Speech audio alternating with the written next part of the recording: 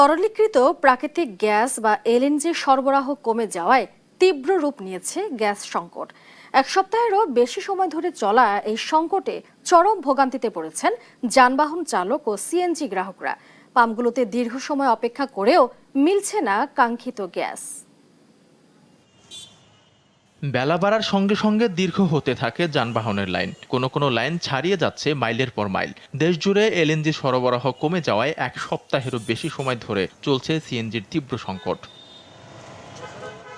Gas নিতে এসে ঘন্টার পর ঘন্টা লাইনে বসে থেকে চরম বিপাকে পড়ছেন যানবাহন চালকরা। দীর্ঘ অপেক্ষার শেষে পাম্পে পৌঁছালেও চাপ না থাকায় মিলছে না পর্যাপ্ত গ্যাস।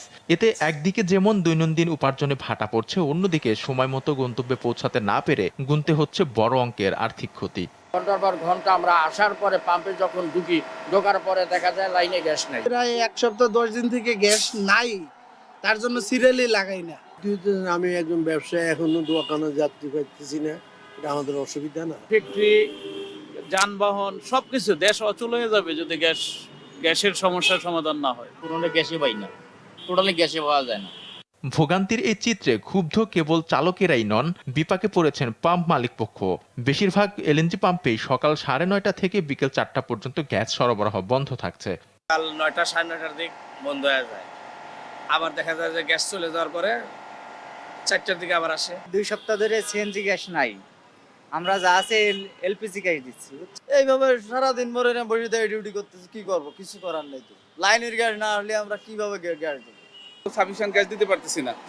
গ্যাস আগে যা দিতাম তার চেয়ে 1/3 দিতে পারতেছি। তা আমাদের ইলেকট্রিসিটি বিল আগের মধ্যে উঠতেছে, কিন্তু আমাদের কোনো গ্যাস সেল হচ্ছে না। আমাদের মাস শেষে দেখা যাবে যে ইলেকট্রিসিটি বিল দায়ের মিটাইতে আমাদের অবস্থা খারাপ হয়ে যাবে। দ্রুত এলএনজি সরবরাহ স্বাভাবিক না হলে এই সংকট আরও ঘনীভূত হওয়ার আশঙ্কা করছেন সংশ্লিষ্টরা। আলভি রায়হান, দেশ টিভি, ঢাকা।